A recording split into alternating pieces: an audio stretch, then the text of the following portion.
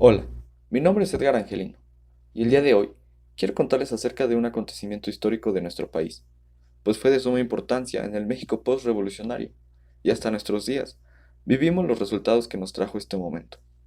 Como pudiste leer en el título, hablaremos de la expropiación petrolera y algunas cosas que debes saber de la misma. Por si aún no lo sabes, llamamos expropiación petrolera al proceso mediante el cual el gobierno de Lázaro Cárdenas del Río logró que se nacionalizara la industria petrolera del país en el año 1938, pero antes de ese momento ya se había intentado.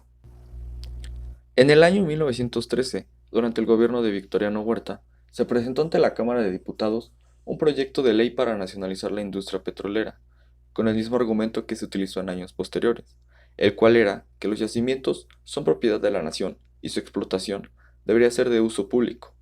El 29 de septiembre de 1913, en el Congreso se presentó dicho proyecto, resumido principalmente en tres artículos. En el artículo primero, se establecía que los yacimientos de petróleo, así como los de carburos gaseosos de hidrógenos, se declaraban propiedad de la nación, aun cuando la superficie le pertenezca a terceros. En el segundo, se hacía de utilidad pública la utilización y explotación de los yacimientos, así como poder expropiar los que anteriormente habían sido adquiridos por empresas y particulares. Ya en el tercero, se establecía el Poder Ejecutivo Federal como el único autorizado para poder explotar el petróleo y su administración. El autor de esta propuesta fue Querido Moeno, quien fungía en ese momento como diputado.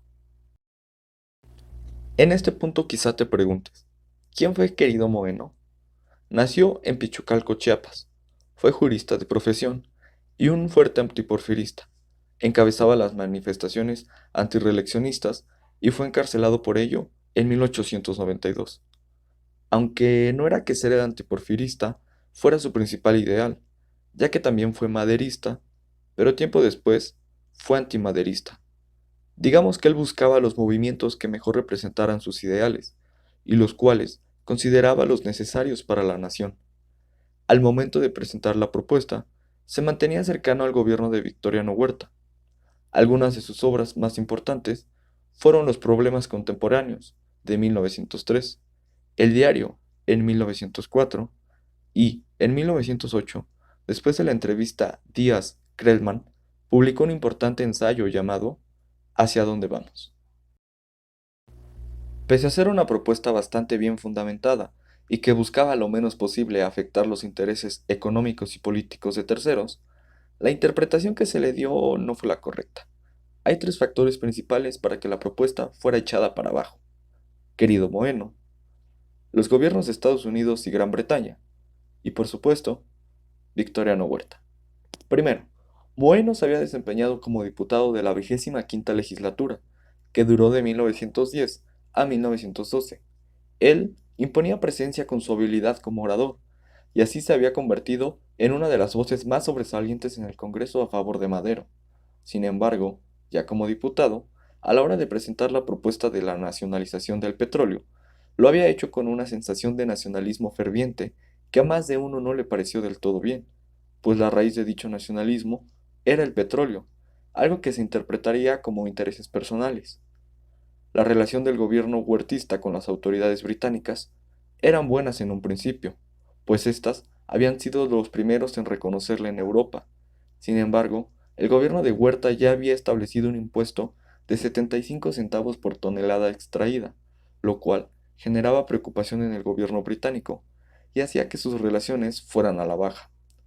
Por otro lado, los gobiernos como el alemán, mediante el ministro en México, Paul von Hintze, habían hecho propuestas diferentes a la de la expropiación del petróleo, como por ejemplo, el nacionalizar los medios de transporte de los hidrocarburos, como lo eran los oleoductos y los barcos tanque, ya que esto consideraban que traería menos problemas políticos y económicos para México.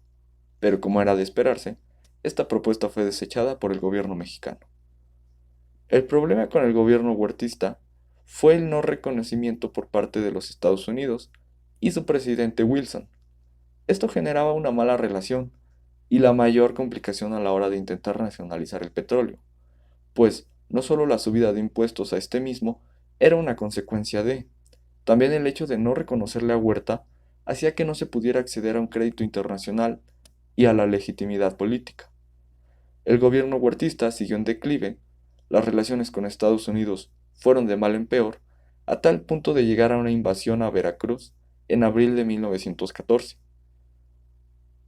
La propuesta de Moeno, así como la de Paul von Hintze, fueron desechadas, ya que el gobierno mexicano se encontraba en un ambiente político muy hermético, donde no había posibilidad de una expropiación del petróleo, ni para una corriente nacionalista con la que se había sido presentada la propuesta.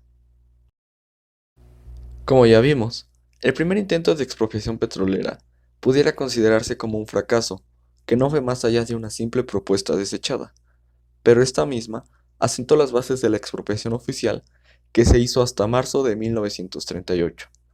Las ideas de Lázaro Cárdenas fueron similares a las de Querido Moeno, el hacer que la nación tenga poder sobre la explotación, exportación y negociación de los hidrocarburos, así como regular a las empresas extranjeras y hacerlas cumplir con sus obligaciones fiscales.